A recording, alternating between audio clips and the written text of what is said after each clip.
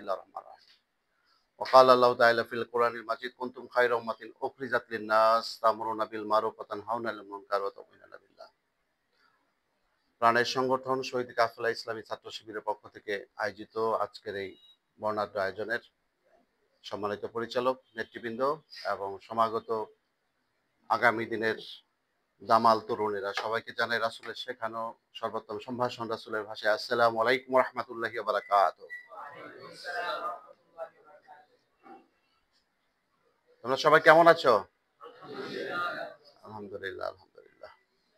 আজকে বাংলা মাসের কত তারিখ? কে কে বলতে পারবে?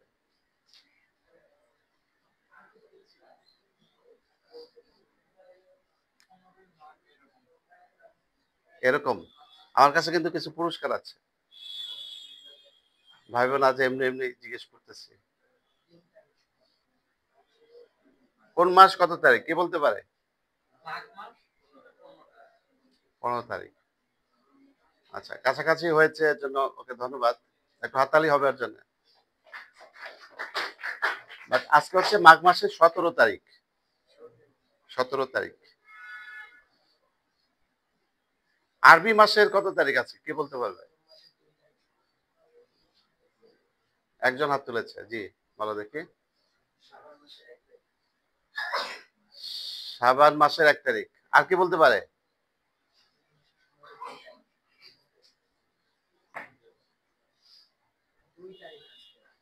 আজকে 2 তারিখ। আর একটু অ্যাডভান্স, মাশাআল্লাহ। আর কে বলতে পারে? আচ্ছা, যারা 1-2 বলেছে এদের জন্য হাততালি। আরবি মাস শুরু হয় সাধারণত সন্ধ্যা থেকে, রাত থেকে। আজকে সন্ধ্যা থেকে শাবানের 1 তারিখ শুরু হবে। তার মানে আজকে হচ্ছে রজবের শেষ দিন। গতকাল চাঁদ ওঠার কথা ছিল, চাঁদ উঠে নাই। তো চাঁদ না উঠলে কি হয়? আরবি মাস শুরু হয়? শুরু হয়। তো এটা জিজ্ঞেস করার উদ্দেশ্য কি? জিজ্ঞেস করার উদ্দেশ্য যে তোমরা চোখ কান কিরকম খোলা রাখো, এটা বোঝার জন্য। সামনের মাসটা ইসাই সাল যেটা বলি ইংরেজি, সেটা কোন মাস সামনেরটা? ফেব্রুয়ারি। ফেব্রুয়ারি কি জন্য বিখ্যাত আমাদের কাছে? প্রতিষ্ঠা, ইসলামী ছাত্র শিবিরের জন্য। আর জাতীয়ভাবে কি জন্য বিখ্যাত? আন্তর্জাতিক মাতৃভাষা দিবস।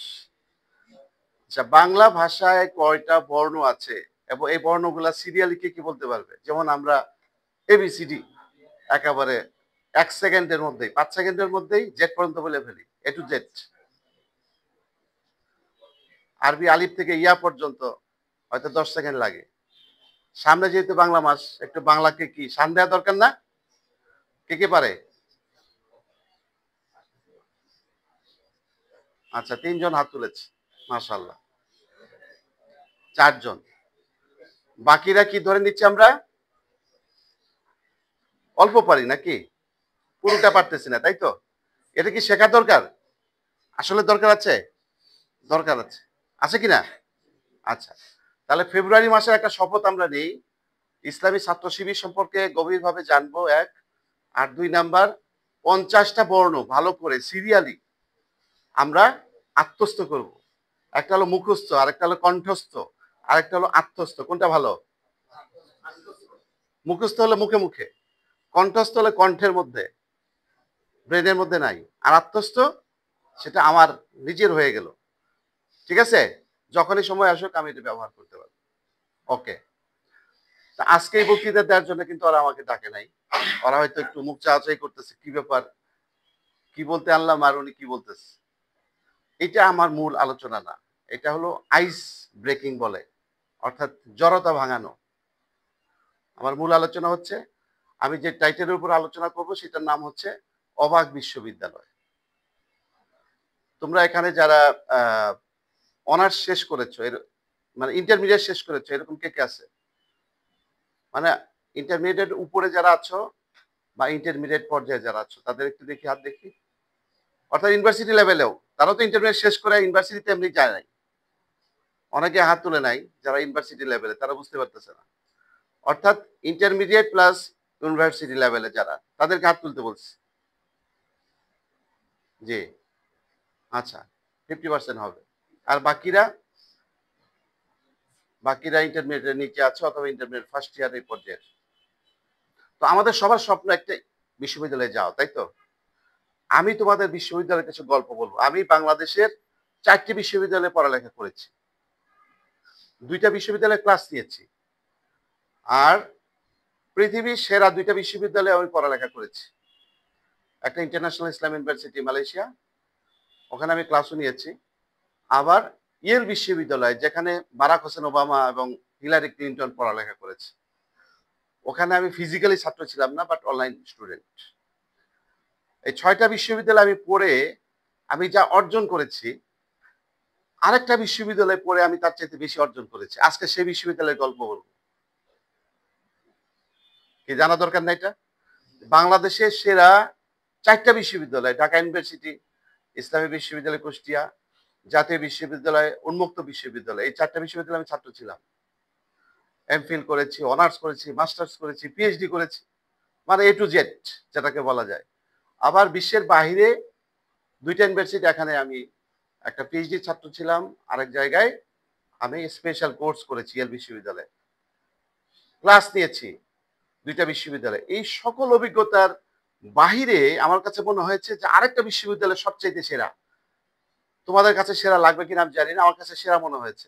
সেই গল্পটা তোমাদের কাছে শেয়ার করবো এই জন্যে, যেহেতু তোমরা এখনো বিশ্ববিদ্যালয়ের পর্যায়ে যাও নাই। কি দরকার আছে কিনা? দরকার আছে? আচ্ছা, তার আগে বলে নেই ছোটবেলায় আমি কেমন ছিলাম। কারণ এটা না বললে বুঝতে পারবা না যে what is the difference between previous me and বর্তমান মি। দুইটার মধ্যে পার্থক্যটা কি? ছোটবেলায় আমি ছিলাম খুবই, কি বলা যায় এটা, অন্তর্মুখী। অন্তর্মুখী বুঝছো তো? অন্তর্মুখী, যে কারোর সাথে কথা বলে না, চুপচাপ, পাছে লোকে কিছু বলে, এই টাইপের আর কি। তো আমাদের বাসা থেকে শুরু করে কলেজের যে মাঠ ১.৫ কিলোমিটার, সেখানে আমি খেলা দেখতে যেতাম, খেলা খুব পছন্দ করতাম। আবার ১ ঘন্টা ১.৫ ঘন্টা খেলা দেখতাম, ফেরত আসতাম। এর মাঝখানে ২ ঘন্টা সময় চলে গেছে, but not a single one, কারোর সাথে আমার কথা হয় নাই। এটা সম্ভব তোমাদের জন্য? এটা কি সম্ভব যে ১.৫ ঘন্টা সময় তুমি চলে গেলা, মানুষের ভিতরে আছো, খেলা দেখতেছো, এনজয় করতেছো, বাট কারোর সাথে কথা হচ্ছে না? কঠিন বিষয় না এটা? কঠিন তো নাকি? ঠিক এরকম আমি ছিলাম, আমি কারোর সাথে কথা বলতাম না, খুবই অন্তর্মুখী। এটা খুবই একটা নেগেটিভ যোগ্যতা, বাট এটা আমার ছিল, এটা স্বীকার করতে আমার লজ্জা নাই। আরেকটা ছিল, আমি প্রচন্ড জেদি এবং রাগী ছিলাম। কিরকম রাগী ছিলাম? যে নানু আমার সাথে কি নিয়ে একটু রাগারাগি করছে। পরে নানুর একটা ঘর ছিল, যেটা এখন বাহিরের ঘর বলে, আগে বলতো, আমরা যেমন এখন ছোট ঘর হয়ে গেছে, এখন ড্রয়িং রুম বলি, আগে ছিল বাহিরের ঘর, অতিথিরা আসলে ওখানে থাকতো আর কি। তো সেই ঘরের মধ্যে আমি ঠান্ডা মাথায় সেখানে আগুন ধরাই দিলাম। সেই আমলে, আজ থেকে ধরো ৪০ বছর আগে, প্রায় ১০,০০০ টাকার ক্ষতি হয়েছে। তাহলে বর্তমান সময়ে সেটা কয়েক লক্ষ টাকার ক্ষতি। কিসের জন্য? নানু আমার সাথে রাগারাগি করছে, এই কারণে। তাহলে কিরকম ভয়ঙ্কর একটা বিষয়। আমার এক চাচাতো ভাই ছিল সবচাইতে বড় ফ্যামিলিতে। সে আমাকে, আমি মাথা নেড়া করছিলাম, তোমরা মাথা নেড়া করো না? ছোটবেলায় চুল একটু থাকলে মাথা নেড়া করি। তো মাথার মধ্যে টোকা মারতো, এরকম করে টোকা মারতো। আছে না এরকম করে না? এরকম করে টোকা মারে। তখন তার ইমিডিয়েট ছোট ভাই, সে একটা ছুরি কিনছে। ছুরিটা আমার কাছে দিয়ে রাখছে। সে কলেজে যায় যে এটা দিয়ে ধার দিয়ে রাখবি। আম খাবে, সেটা করবে, এটা করবে। আমি রেগে গেলাম, রেগে গিয়ে ছুরিটা দিয়ে ঢিল মারলাম তারে। ছুরিটার নিচে যে বাট লাগানো, কাঠের বাট লাগানো, তাই সেটা লাগানো হয় নাই তখনো। ছুরির পেছনে যে সূচালো অংশটা, সেটা তখন বের হয়েছে। ছুরি ঘুরতেছে আর সে দৌড়াইতেছে আমার হাত থেকে বাঁচার জন্য, যে পাগলের পাল্লায় পড়ছে। কিন্তু ছুরিটা গিয়ে তার পিছে লাগলো এবং পিছনে যে সূচালো অংশটা, সেটা গেঁথে গেল তার পিছে। তো ডাক্তার ডাকা হলো এবং ডাক্তার বলল যে অল্পের জন্য ১ ইঞ্চি যদি এদিক হইতে হইতে সে মারা যাইত। এই টাইপের রাগী ছিলাম আমি, ভীষণ রাগী। এইটাও একটা নেগেটিভ যোগ্যতা, তাই তো নাকি? এটা খারাপ জিনিস না? এটা একটা খারাপ জিনিস। আচ্ছা, আরেকটা ছিল কি সবচাইতে ডেঞ্জারাস, সেটা কি? আমি যখন ক্লাস 9-10 এ পড়ি, তখন আমি আমার এলাকার, যে একটু আগে বললো বামদের কথা, আমার এলাকার ছাত্র ইউনিয়নের আঞ্চলিক শাখার সভাপতি ক্লাস 8-9 যখন পড়ি। কারণ আমি তখনও বিশ্বাস করি না যে আল্লাহ খোদা বলে কিছু আছে। আমি কোরআন পড়তাম, প্রচুর কোরআন পড়তাম। কি জন্য? কোরআনের ভুল ধরার জন্য। প্রচুর কোরআন পড়তাম। বাট আমি আল্লাহ খোদা বিশ্বাস করতাম না। কারণ আমার এক বড় ভাই ছিল, মামাতো ভাই। সে বলল যে, "দেখ তো এটা কি যায়?" আমি বললাম যে, "পিঁপড়া।" সে বলল যে, "পিঁপড়াটা কে বানাইছে?" তো তখনও আমার ভিতরে কিছুটা ঈমান আছে। আমি বললাম যে, "এটা তো আল্লাহ বানাইছে।" সে তখন বলল যে, "এটা কে মারতে পারে?" আমি বললাম যে, "আল্লাহ মারতে পারে।" সে তখন টিপ দিয়ে মেরে ফেলল। বলে যে, "আমি তো মেরে ফেললাম।" আল্লাহ খোদা কিছু নাই। এইভাবেই আমি কিশোর, তখন আমার ভিতরে একটা ধোঁয়াশা তৈরি করে দিল সে। একটা পর্যায়ে আমি প্রচুর বই পড়তাম। একটা পজিটিভ যোগ্যতা ছিল, সেটা হলো প্রচুর বই পড়তাম। আমি যখন এসএসসি লেভেলে, তখন আমার প্রায় ১,০০০ বই পড়া হয়ে গেছে। ১,০০০ বই। এসএসসি পাস করার আগে আমার ১,০০০ বই পড়া হয়ে গেছে। বাট মেক্সিমাম বই হচ্ছে ওই বাম ঘরনার। তাহলে এতগুলা নেগেটিভ বৈশিষ্ট্যর ভিতরে শুধুমাত্র একটা পজিটিভ বৈশিষ্ট্য হয়তো তোমরা খুঁজে পেলে, যে প্রচুর পড়তাম আমি। সেই পড়ার কোনো সিরিয়াল নাই, সিলেবাস নাই। মাসুদ রানা, কুয়াশা, এই জাতীয় বই। আচ্ছা, ইভেন এমনও ঘটনা আছে যে আম্মা স্কুলে যাইতে বলছে। আম্মা হলো জেলা স্কুলের হেডমিস্ট্রেস গার্লসের। বাবা হলো বয়েজ স্কুলের হেডমাস্টার, বয়েজের জেলা স্কুলের হেডমাস্টার। আর মা হলো গার্লসের হেডমিস্ট্রেস। তো উনারা তো অফিসে আগে যেতে হয়। আর আমাকে বলছে যে স্কুলে আইসো কিন্তু। আমি ড্রেস টেস করে বেরোইলাম। বাট পাশে যে আম গাছ, সবচেয়ে বড় আম গাছ, সে আম গাছে উঠে গেলাম। আমার স্কুলে যাওয়ার ব্যাগের মধ্যে ২ টা বই। এই বই ২ টা শেষ করতে, করতে আমার হয়তো বিকাল ৪ টা বেজে গেছে। আমি গাছ থেকে নামলাম, তখন বিকাল ৪ টা বাজে। আমি বাসায় ঢুকলাম, সবাই ভাবলো যে স্কুল থেকে আসলাম। কত সুন্দর আমাকে নাস্তা দিল, বাতাস করতেছে। বাট আমি তো স্কুলে যাইনি, আমি ছিলাম আম গাছে। তো কিন্তু আমি প্রচুর পড়তাম। তাহলে ৩ টা নেগেটিভ সমস্যা ছিল আমার, আর একটা পজিটিভ সমস্যা।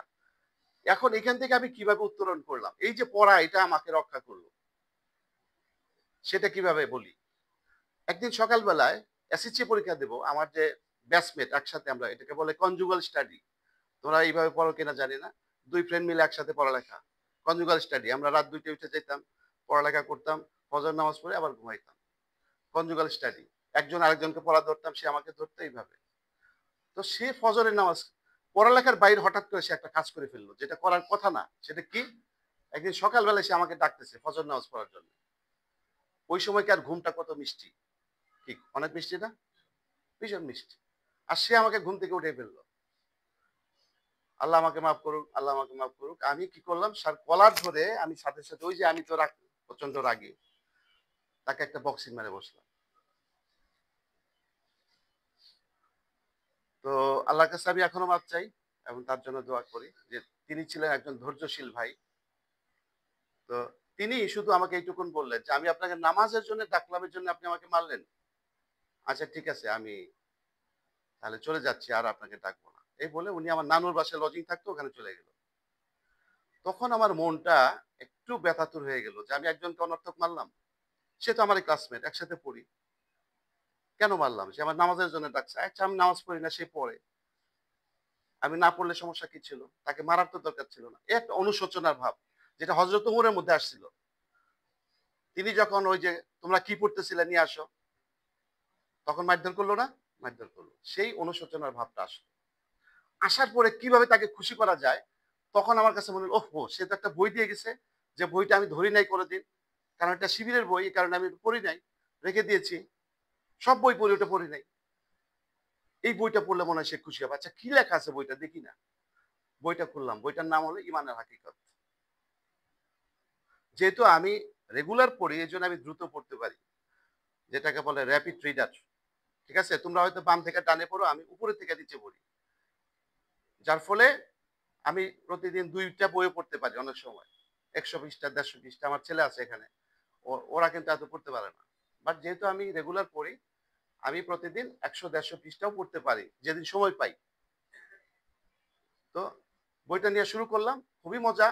ছাড়তে পারতেছি না। ১.৫ ঘন্টা ২ ঘন্টার মধ্যে বই পড়া শেষ। দেখি যে বইয়ের ভিতরে একটা ফর্ম দেয়া আছে, সমর্থক ফর্ম। তো ভাবলাম যে এটা ফিল আপ করলে নিশ্চয়ই আরো খুশি হবে। তখন তো আমি ইমোশনের তুঙ্গে। কিভাবে তাকে খুশি করা যায়? ফিল আপ করে ফেললাম। ওই যে হযরত হামজার মতো বুঝে না বুঝে। তা কিভাবে মোহাম্মদকে খুশি করা যায়? আচ্ছা ঠিক আছে আমি মোহাম্মদের দিন ঘোষণা করলাম। তখনও কিন্তু সে মদ খাওয়া ছাড়ে নাই। তখনও কিন্তু অনেক কিছু বাদ দাঁড়িয়ে ইমোশনালি ঘোষণা করছে। আমার রক্তের উপর হামলা। এরপর এই বই নিয়ে আমি বিকেল বেলায় গেছি সেই ভাইয়ের কাছে। উনার নাম বদিউজ্জামান, ইসলামী ব্যাংকের একজন ঊর্ধ্বতন কর্মকর্তা। তো উনি আমাকে দেখে এবার ভয় পেয়ে গেছে। কারণ সকালবেলায় তাকে মারছি। আবার আমি গেছি। নিশ্চয়ই আবার আমার কুমতলব আছে। এইজন্য উনি তখন কি করতেছে? যে ভাই আমি তো আপনাকে আর বই দিই নাই। আমি তো আর নামাজের জন্য ডাকতেছি না। আপনি আবার কেন আসছেন? মানে সে তখন ডিফেন্ড করার চেষ্টা করতেছে নিজেকে। সে তো তখনও জানে না আমার চেঞ্জ। তো আমি তার হাতে বইটা দিলাম। বইটা সে উল্টায় দেখতেছে সব ঠিক আছে কিনা নাকি মাঝখানে আমি পৃষ্ঠা-টিষ্ঠা ছিঁড়ে ফেলছি। কারণ আমি তো রাগে আছি। তো দেখেন সব ঠিক আছে। আর ফর্ম যেটা ছিল সেটা ফিল আপ করা। এটা দেখে তো সে আশ্চর্য হয়ে গেছে। তখন আমাকে বুকে জড়ায় ধরছে। এই যে আমি এই সংগঠনে আসলাম, একটা অ্যাক্সিডেন্টের ভিতর দিয়েই এই ঘটনাটা ঘটে গেল। আচ্ছা। এই যে সংগঠনে আসলাম তোমাদের আশাটা নিশ্চয়ই এর চাইতে চমৎকার আরো ঘটনা থাকতে পারে। বাট আমারটা এরকম। আমাকে কেউ পার্সোনালি সমর্থক ফর্ম ফিল আপ করে নাই। আমি নিজেই করছি। আচ্ছা। এরপর ওই যে আমার পড়ার অভ্যাস আছে। মুহূর্তের মধ্যেই কয়েকদিনের মধ্যে কর্মী সিলেবাস শেষ। কাজে কর্মী হয়ে গেলাম। এরপর সাথী সিলেবাস শেষ। ১ বছর না যেতেই সাথী হয়ে গেলাম। পরের বছর সদস্য হয়ে গেলাম। তার বছর পরের বছর জেলা সভাপতি। ইন্টারমিডিয়েট যখন পাস আমি তখন জেলা সভাপতি। তো এখন এই সংগঠন আমাকে কি শেখাইলো? ওই যে আগের বিষয়ে আমি ফিরে যাই। যে আগে আমি কারো সাথে কথা বলতাম না। এরপর আমরা একটা কম্পিটিশন দিলাম যে আমাদের বাসা থেকে মসজিদ পর্যন্ত ১ কিলোমিটার। এই রাস্তা দিয়ে হেঁটে যাব। কে কতটা সালাম দেয়, কতটা সালাম পায় এটার কম্পিটিশন। সেই বদিউজ্জামান ভাই যে আমাকে সংগঠনে নিয়ে আসছে। তার সাথে কম্পিটিশন। সে রাস্তার ডান দিয়ে যাবে, আমি বাম দিয়ে যাব। দেখা গেল যে ১৫০-২০০ সালাম হয় আমরা দিচ্ছি অথবা আমাদেরকে দিচ্ছে। তার মানে ট্রিমেন্ডাস একটা চেঞ্জ। ১ম যেদিন বক্তৃতার জন্য এই যে এখন আমার বক্তৃতা হয়তো তোমাদের ভালো লাগতেছে যে এটা কি বলতেছে? গল্প। বাট ১ম যেদিন আমাকে বসাই দিল বক্তৃতা দেওয়ার জন্য, তোমরা আবার ভাববা যে বক্তৃতার জন্য বসায় দেওয়া আবার কি? বক্তৃতার জন্য তো দাঁড়াইতে হয়। ঠিক কি না? দাঁড়াইতে হয় না? দাঁড়াইতে হয়। কি নাম? ছোট জনের ইয়াংগেস্ট মাঝখানে ওই যে যার মাথা দেখা যাচ্ছে না। হ্যাঁ। কি নাম জানো? কি নাম তোমার? মুসাব্বির। নামটা খুব চমৎকার। আর তোমার জামাটাও খুব চমৎকার। ঠিক আছে, শুকরিয়া বসো। তো বইসা বক্তৃতা দিতে হবে। জানি না এই প্রোগ্রামের সাথে তোমরা পরিচিত কিনা। একটা বই দেওয়া হইছে। ৪-৫ জন গোল হয়ে বইসা আছি। দেখে পড়তে হবে আর বলতে হবে। এটার নাম কি? সামষ্টিক। এটা হলো বক্তৃতা হইলো? বাট আমার হাতে বই দিছে ইমানের হাকিকত যেটা আমার পরিচিত বই। আমি পড়তেছি, যেহেতু ৫ জনের সামনে পড়তেছি আমার হাত পা থরথর করে কাঁপতেছে। ভাগ্যিস যে একটা শান বাঁধানো মসজিদে বসা ছিলাম, মসজিদটা কাঁপে নাই। নাহলে তো মসজিদ কাঁপাকাঁপি শুরু হয়ে যেত। এটা হলো আমার জীবনের ১ম বক্তৃতা। তো তখন দায়িত্বশীলকে বললাম কি করা যায়? এইভাবে তো চলবে না। তখন উনি বলল যে আমাদের আরেকটা কর্মসূচির মধ্যে কর্মপদ্ধতির মধ্যে একটা প্রোগ্রাম আছে। এটার নাম হলো স্পিকার্স ফোরাম। আছে তো নাকি? আপনারা এটা করেন। তখন প্রতি সপ্তাহে ১ দিন করে স্পিকার্স ফোরাম হবে। তখন হলো সাদ্দামের যুগ। সাদ্দাম ক্ষমতায়। সারা পৃথিবী উন্মাতাল সাদ্দাম নিয়ে। আমরা কোন সময় সাদ্দামের পক্ষে, কোন সময় বিপক্ষে, কোন সময় কাতার হামলা করলো, কুয়েত কেন হামলা করলো? অনেক সময় সাদ্দামের পক্ষে বক্তৃতা দিচ্ছি। গরম বক্তৃতা প্রতিদিন। আর কিছু মুসল্লি যারা আসরের নামাজ পড়ে যাদের বাসায় কোনো কাজ নাই, মাগরিবের নামাজ, এশার নামাজ পড়ে বাসায় যায়। এরা বসে থাকে। ৭-৮ জন। সব মসজিদে আছে এরকম কিছু মুসল্লি। তো আমাদের ওই জমিদার বাড়ির মসজিদে সংখ্যাটা বেশি ছিল ২০-২৫ জন। এরা বসে থাকতো। খুব বেশি শিক্ষিত না, কিন্তু খুব আবেগী। এরা হাততালি দিতেছে। বুঝুক না বুঝুক হাততালি দিতেছে। আমরা তো একেবারে মানে কি বলা যায়? সেরা বক্তৃতা। এইভাবে ১ বছর হয়ে গেল। তখন আমার এক ফ্রেন্ড সেই বদিউজ্জামান ভাই, উনি জেলা বিজ্ঞান মেলা উপলক্ষে আ আ একটা সিনিয়র গ্রুপের একটা বক্তৃতা প্রতিযোগিতা, উপস্থিত বক্তৃতা প্রতিযোগিতা। সেখানে আমার নাম দিয়ে দিছে। আমি পড়ি ইন্টারমিডিয়েট ফার্স্ট ইয়ার। তখন এরশাদের আমল, প্রচুর সেশন জেট, আমাদের উপরে প্রায় 8টা ক্লাস আছে, সব বড় ভাইরা দিছে। আর সেখানে আমার নাম, আমি এক চুনোপুটি আমার নাম দিয়ে দিছে সেখানে বক্তৃতা, আমি কিন্তু জানি না। আচ্ছা, এরপর যখন স্যার ডাকতেছে আহসান হাবিব ইমরোজ, আমি পিছনে তাকে ডানে তাকে, কই আর তো কেউ নাই। এখন স্যার কয়েকবার ডাকাডাকির পরে রেগে, এই তোমাকে ডাকতেছি তুমি কেন আসো না? পড়ে গেলাম, ভাবলাম যে আমার নাম কেউ দুষ্টামি করে দিচ্ছে। উপস্থিত বক্তৃতা তো জানো, কয়েকটা একটা স্লিপ দেওয়া হবে, তোমাকে হাত দিয়ে তুলতে হবে, ওইটার ভিতরে যা আছে ওইটাই বলতে হবে তোমার। ভয় ভয় হাত দিয়ে তুললাম, খুললাম, দেখেছি লেখা প্রাকৃতিক গ্যাস। ওরে বাপরে, প্রাকৃতিক গ্যাসের উপর বলতে হবে, আমি তো এটা নিয়ে পড়ালেখা করি নাই। বাট যেহেতু দুনিয়ার সব বই পড়ি, ইন্টারমিডিয়েট পর্যন্ত আমার প্রায় 1200 বই পড়া হয়ে গেছে, কাজে কিছু না কিছু তো জানি। আর জানি সবচাইতে গুরুত্বপূর্ণ সেটা হলো কিভাবে বক্তৃতা শুরু করতে হয়, কিভাবে শেষ করতে হয়। এটা হলো সবচাইতে ইম্পর্টেন্ট, ইন্ট্রোডাকশন এন্ড কনক্লুশন। চমৎকার করে ইন্ট্রোডাকশন এন্ড কনক্লুশন দিলাম, মাঝখানে কিছু কথাবার্তা বললাম, কি বলছি আল্লাহ ভালো জানে। ঠিক আছে, বিকেল বেলায় গেছি যে কোন বড় ভাইয়েরা পুরস্কার পেলো একটু দেখি, তাহলে দেখে অন্তত পরের বারের জন্য একটু সিরিয়াস করা যাবে। গেছি, থার্ড থেকে ঘোষণা এলো, থার্ড, সেকেন্ড, দেন চ্যাম্পিয়ন। আবার নাম ঘোষণা হয়েছে আহসান হাবিব ইমরোজ। তা আমি আবার তাকাইতেছি কি আহসান হাবিব ইমরোজ, দেখি যে কেউ যায় না। আবার স্যার আগে, হ্যাঁ প্রত্যেকবারই তুমি এরকম বেয়াদবি করো, তোমার নাম ডাকা, তুমি আসো না। পরে গেলাম, আমাকে ডাউস দুইটা ডিকশনারি, স্টুডেন্ট ডিকশনারি দুইটা দিয়ে দিল, আমি চ্যাম্পিয়ন হয়েছি। পরের বছরও চ্যাম্পিয়ন। এরপর থেকে ফ্রেন্ডরা নাম দিতে দেয় না, তোমার আর দরকার নাই, তোমার বক্তৃতা আমরা জানি, তুমি আর নাম দিও না। এই জিনিসটা কে শিখালো আমাকে? ওই স্পিকার্স ফোরাম। স্পিকার্স ফোরাম কার আমদানি? ইসলামী ছাত্র সমাজ। এসএসসি লেভেল পর্যন্ত আমি ম্যাথ এবং সায়েন্সে খুব ব্রিলিয়ান্ট ছিলাম। ব্রিলিয়ান্ট বলতেছি এই কারণে যে আমার বড় ভাই, উনি আমার 2 বছরের সিনিয়র, উনি এসএসসি পরীক্ষা দিয়ে আসছে, 2টা অঙ্কের অ্যান্সার করতে পারে নাই। আমি তখন ক্লাস 8-এ পড়ি, আমি 2টা অঙ্ক করে দিলাম। মানে এইটুক, এই লেভেলের আর কি, খুব যে ব্রিলিয়ান্ট এটা বলা যাবে না, এই লেভেলের ব্রিলিয়ান্ট ছিলাম, যে আমি ম্যাথে খুব ভালো ছিলাম। আচ্ছা, আর সায়েন্স, আমি সবসময় সায়েন্স এক্সপেরিমেন্ট করতাম। আমার নিজস্ব ল্যাব ছিল। আমি যখন ক্লাস 7-8-এ পড়ি তখন আমার নিজস্ব ল্যাব ছিল, সেখানে নানান কিছু আবিষ্কার করতাম। অনেক সময় বিস্ফোরণ হইতো, অনেক সময় নিজের চুল পুড়ে যেত, অনেক সময় পায়ের মধ্যে অ্যাসিড পুড়ে গিয়ে পা পুড়ে গেছে, সেই চিহ্ন এখনো আছে। এই টাইপের বহু এক্সপেরিমেন্ট করেছি। সায়েন্স আর ম্যাথের প্রতি প্রচন্ড ভালোবাসা ছিল, বাট একাডেমিক ভাবে আমি খুব ভালো ছাত্র ছিলাম না, যেহেতু আমি স্কুল করি না, স্কুল পালানো ছেলে। তো হায়ার সেকেন্ডারি ডিভিশন নিয়ে এসএসসি পাস করলাম। এরপরে ইন্টারমিডিয়েট, যেহেতু ইন্টারমিডিয়েট কলেজ শাখার সভাপতি, তখন তার পড়ালেখার কোনো অবস্থা নাই। বাট এখন আমার কাছে কোশ্চেন এসে দাঁড়াইলো যে আমার পিছনে শত শত ছাত্র এরা তাকায় আছে আমার দিকে, সুতরাং আমার রেজাল্ট ভালো করতে হবে, একটা ইজ্জতের ব্যাপার। তো যখন ইজ্জতের ব্যাপার এসে দাঁড়াইলো, তখন তো আর কি করা যায়, তখন তো ভালো করতে হবে। এবং সেই হিসেবে আমি ইন্টারমিডিয়েট পরীক্ষায়, যেহেতু আমি টোটালি ক্লাস করি নাই, আমি রেজাল্ট খারাপ করলাম। এই ফ্যানটা দেওয়া যায় না? তো একটা দিলেই হবে, একটা দিলে হবে, জি।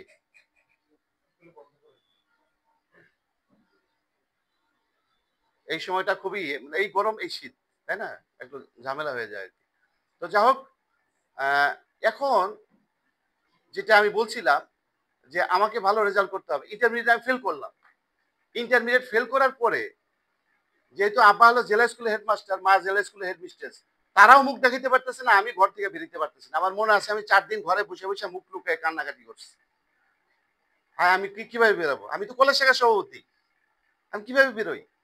যে কলেজে 25,000 ছাত্রছাত্রী, সেখানে আমি শিবিরের সভাপতি, আর আমি ফেল করছি ইন্টারমিডিয়েটে। তো তখন ঢাকায় আসলাম। ঢাকায় এসে পুরান ঢাকা, নিউ মার্কেট, পল্টন, এগুলো খুঁজে খুঁজে ভালো রেজাল্ট করার জন্য, তারপরে কি বলা যায় যে কিভাবে পড়ালেখা করা, এই সংক্রান্ত পুরনো নতুন যা যা বই পেলাম, প্রায় 10-15টা, সবগুলো নিয়ে গেলাম।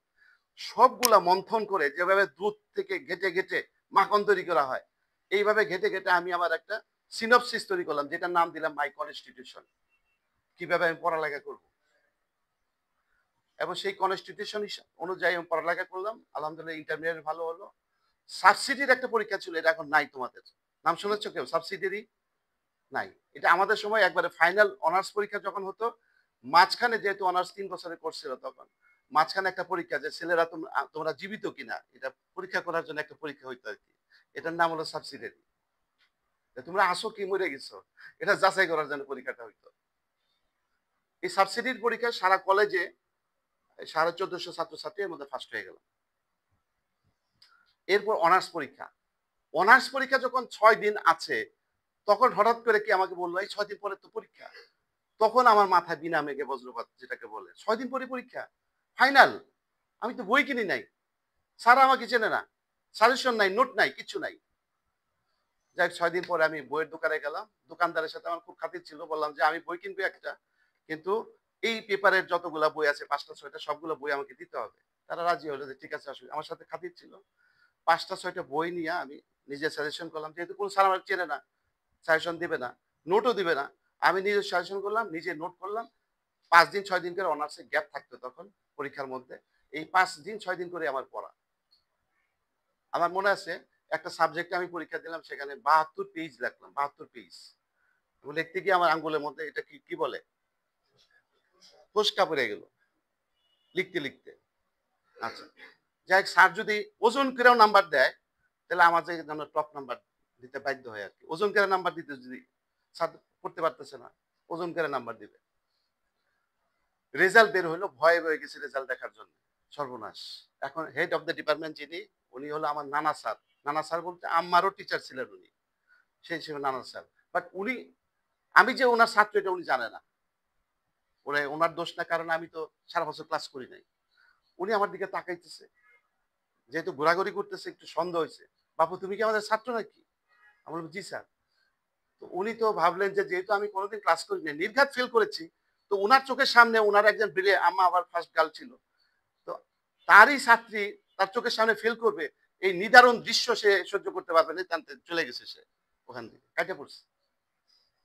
তা আমি রেজাল্ট দেখা শুরু করলাম। ভয়ে, ভয়ে নিচ থেকে দেখতেছি। তখন হ্যাঙ্গিং করতো রেজাল্ট। এখন যেমন আমরা ইসে দেখি আ তখন এটা দেখা যাইত না। তখন এই সে আমল ছিল না। তখন কি রেজাল্ট হ্যাঙ্গিং করা হইতো। নিচ থেকে দেখতেছি নিচে নাই, মাঝে নাই। সবার উপরে যে নামটা সেটা হলো আহসান হাবীব। ফার্স্ট হয়েছি আমি। ২৩৪ জন শিক্ষার্থীর ভিতরে আমি ফার্স্ট হয়েছি। তো ১ম এ বিশ্বাস করতে পারি নাই। পরে দেখলাম যে না এটি তো বাস্তবতা। কারণ আমি তো কষ্ট করেছি। যে ৬ দিন পড়েছি সে ৬ দিন পড়ার মতোই পড়ছি। ১৮ ঘন্টা ২২ ঘন্টা করে পড়ালেখা করছি। তো আলহামদুলিল্লাহ এরপর একটা মহা ঘটনা ঘটে গেল। যে সেকেন্ড হইছে সে আমার চাইতে ২৮ মার্ক কম। এটা কল্পনা করা যায়? অনার্সে ২৮ মার্ক কম পাওয়া এটা কি চাট্টিখানি কথা? তো তখন রীতিমতো একটা হুলস্থুল। তখন সবাই বলল, "কিভাবে ভাই ভালো রেজাল্ট করা যায়? আমাদের নিয়ে একটা কোর্স করেন, সেমিনার করেন, সিম্পোজিয়াম করেন।" তখন এই টাইপের প্রোগ্রাম মানে আমি ৭-৮ টা প্রোগ্রাম করলাম। How to make a good result. তো এতে করে আমার একটা বড় ক্ষতি হয়ে গেল। কারণ আমাকে প্রায় ওই জামানায় আমার তো তখন টাকা পয়সা নাই। ৮ মোর মিষ্টি খাওয়াইতে হইছে। যারা আসে এদের তো মিষ্টি খাওয়াইতে হয় শেষে। বক্তৃতা দিয়া, "আচ্ছা ঠিক আছে ভালো রেজাল্ট হইছে।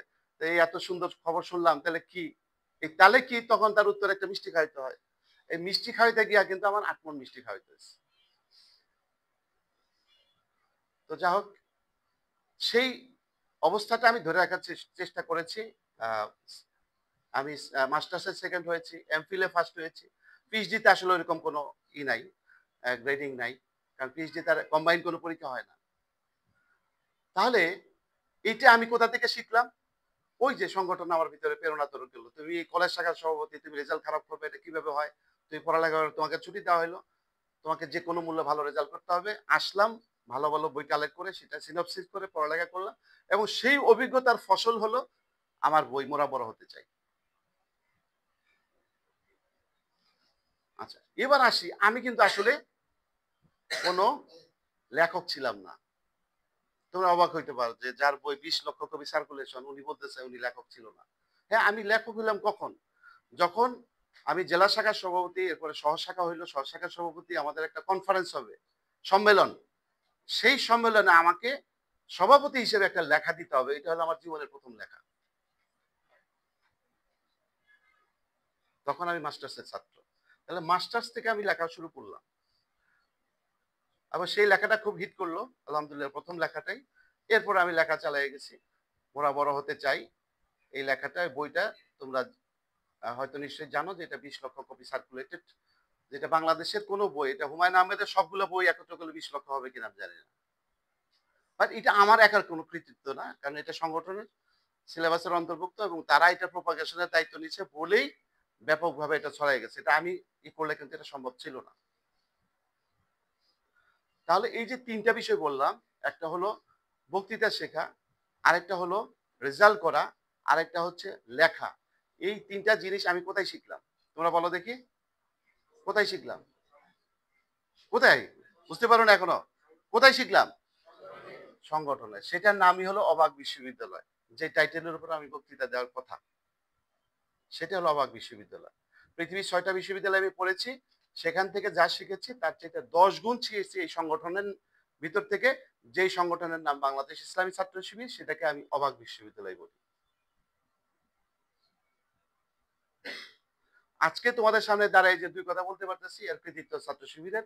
আজকে যেখানেই আমি যাই, সে কুয়ালালামপুর একটা হোটেলে আমি গিয়ে খাবার খাচ্ছি। আমার সাথে যে সে পরিচয় করে দিল, হোটেলের মালিক কিন্তু বাংলাদেশী। আমি বললাম, তাই নাকি? তো মালিককে বললো, উনি কিন্তু মোরা বড় হতে চায় লেখক। মালিক মালিক কিছুক্ষণ আমার দিকে তাকায় থাকলো বুঝার জন্য যে এটা ঠিক কিনা কথাটা। যখন বুঝতে পারলো যে এটা ঠিক, তখন বললো যে আজকে যা কিছু খাবেন সব ফ্রি। এরকম অন্তত 50টা ঘটনা আমি বলতে পারবো, বাট সময় সংক্ষিপ্ত, যে জন্য একটা ঘটনা বললাম। বাংলাদেশে এরকম অন্তত 20 জনের সাথে আমার সাক্ষাৎ হয়েছে যাদের নাম হলো আহসান হাবিব। তাদেরকে আমি জিজ্ঞেস করছি, আহসান হাবিব ইমরোজ, তোমার নামটা কখন রাখছে? যে আমার নাম আব্বু রাখছে, আম্মু রাখছে আপনার নামের কারণে। তাহলে আমি এমন কোনো মানুষ না যে মানুষের নামে নাম রাখতে হবে, বাট 20 জন মানুষ তারা আমার নামে নাম রেখেছে। আমি বক্তৃতা দিচ্ছি ভুয়াপুর একটা কলেজে, সেখানে একজন ভ্যান চালক আমার বক্তৃতা শুনতেছে। শোনার পরে তখন তার স্ত্রীর গর্ভে একজন সন্তান। সে পরিকল্পনা করলো এই সন্তান ভূমিষ্ঠ হলে তার নাম রাখবে আহসান হাবিব ইমরোজ, এবং যথারীতি সন্তান ভূমিষ্ঠ হওয়ার পরে তার নাম রাখলো আহসান হাবিব ইমরোজ। সেই ছেলেটা এখন বাংলাদেশের অন্যতম ইসলামী অঙ্গনের গীতিকার, ইমরোজ আহসান খান। কি চেনো তোমরা ইমরোজ আহসান খান? অন্তত 50টা গান লিখেছে সে। ইমরোজ আহসান খান নামে সার্চ দিলে তোমরা পেয়ে যাবে। তো এরকম 20 জনের মতো আছে। আবার অনেক জায়গায় আমি নামও রেখেছি। যেমন পরশুদিন একটা দাওয়াত খেয়ে আসলাম। এই ছেলেটা যখন তার বাবা আমার সাথে ছিল, সাথী ছিল, তো তার সন্তান হলো, তখন আমার কলেজে বলে যে নাম রাখেন। আমি তার নাম রাখলাম আবরার মুজাহিদ। এরপরে 5 বছর পর তার আরেক ভাই হলো, তার নাম রাখলাম আফজাল মুসাদ্দিক। একজন থাকে ইটালি, আরেকজন জার্মানিতে। জার্মানিতে যে থাকে ও পিএইচডি করতেছে, ওর বিয়ে। সেখানে গেলাম, বললাম যে তোমার নাম কিন্তু আমি রাখছি। সে হাসে, সে শিবিরের সদস্য ছিল। এরকম 30 জনের মতো আমি নাম রেখেছি। সংগঠন আমাকে কি দিয়েছে? একদিন আমি যখন খেলা দেখতে যাইতাম, যেটা বলেছি তোমাদের কাছে, 1.5 ঘন্টা চলে যেত, কারোর সাথে আমার কথা হইতো না। বাট আজকে অবস্থাটা এমন দাঁড়াইছে, আমার ছেলে জানে, ফারাবি, হাসান ফারাবি জানে যে আমি 2013 থেকে স্মার্টফোন ইউজ করি। এর মধ্যে আমার 5টা স্মার্টফোন যেটা আমি গিফট পেয়েছি। 5টা, কয়টা পাইছি? 5টা। But not a single one, কোনোটা আমি কিনি নাই। কোনোটা স্মার্টফোন আমি কিনি নাই। তাহলে পাইলাম কোথায়? কোথায় পাইলাম? আমাকে কোনো স্মার্টফোন কিনতে হয় নাই। বাট আমি 5টা, আমি যেটা এখন ইউজ করতেছি এটা হলো ৫ম স্মার্টফোন। এটা আমি পাইলাম কোথায়? কে দিল? সবগুলাই গিফটেড। আমাকে কোনো ফোন কিনতে হয় না। এই সব কিছুর পেছনে যে সংগঠন আমাদেরকে প্রেরণা জুগিয়েছে, আমাদেরকে এই পর্যায়ে এনেছে, আমাদের জীবনকে আলোকিত করেছে গোলাপের মতো সুরভি এবং সৌন্দর্য সুষমায়, আমাদেরকে মহিমান্বিত করেছে, সেই সংগঠনের নাম বাংলাদেশ ইসলামী ছাত্র শিবির। যে সংগঠন আগামী 6 দিন পর তার প্রতিষ্ঠা বার্ষিকী উদযাপন করতে যাচ্ছে। আমি আমার কীর্তিমান ছোট ভাই এবং স্নেহাস্পদ যারা এখানে আছো, আগামী দিনের জেন জি, জেন আলফা বসে আছো। জেন জির জন্য বয়স হলো কত? 97 থেকে 2012, এর ভিতরে যারা জন্ম তারা হলো জেন জি। আর 12 থেকে পরবর্তী যারা, তারা হলো জেন আলফা। 24 পর্যন্ত। আর 25 থেকে শুরু হয়ে গেছে নতুন একটা জেনারেশন, যেটার নাম হলো বিটা। তো ওরা এখনো কথা বলা শুরু করে নাই, কারণ বয়স তো কেবল 31 দিন, তাই তো? তো আমরা যাদের নিয়ে কথা বলছি তারা হলো জেন জি এবং জেন আলফা। তো তোমরাই কিন্তু বিশ্বকে চেঞ্জ করে দিতে পারো, যারা হবে আগামী দিনের খালেদ তারেক মোহাম্মদ ইবনে কাসেম। আমি জাস্ট আমার কথায় ৬টা বিশ্ববিদ্যালয়ে পড়ালেখা করেছি, সপ্তম একটা বিশ্ববিদ্যালয়ের কথা বললাম। এই অবাক বিশ্ববিদ্যালয় যে আমার জীবনে একটা বড় ধরনের পরিবর্তন এনেছে এবং যার ফলে আজকে আমি অনেক উপকৃত হয়েছি। হয়তোবা আল্লাহ রাব্বুল আলামিন এর সুবাদে আখিরাতেও আমাকে মাফ করে দিতে পারে। সেই কাফেলার নাম হচ্ছে, সেই বিশ্ববিদ্যালয়ের নাম হচ্ছে বাংলাদেশ ইসলামী ছাত্র শিবির। সেই কাফেলাতে, সেই সংগঠনে সমুন্নত হয়ে শক্তিশালী অবস্থান নিয়ে নিজের জীবনকে আলোকিত করা, সমাজকে দেয়া, বিশ্বকে দেয়া, এজন্য তোমার গুরুত্বপূর্ণ দায়িত্ব রয়েছে। সেই দায়িত্ব আশা করি তোমরা পালন করবে। আমার পরবর্তী বই, সে বইয়ের শিরোনাম দিয়ে আমার বক্তব্য শেষ করতে চাই। সেই বইয়ের নাম হচ্ছে জাগবীর নয়া শতাব্দীর। সবাইকে ধন্যবাদ। আসসালামু আলাইকুম রহমতুল্লাহ।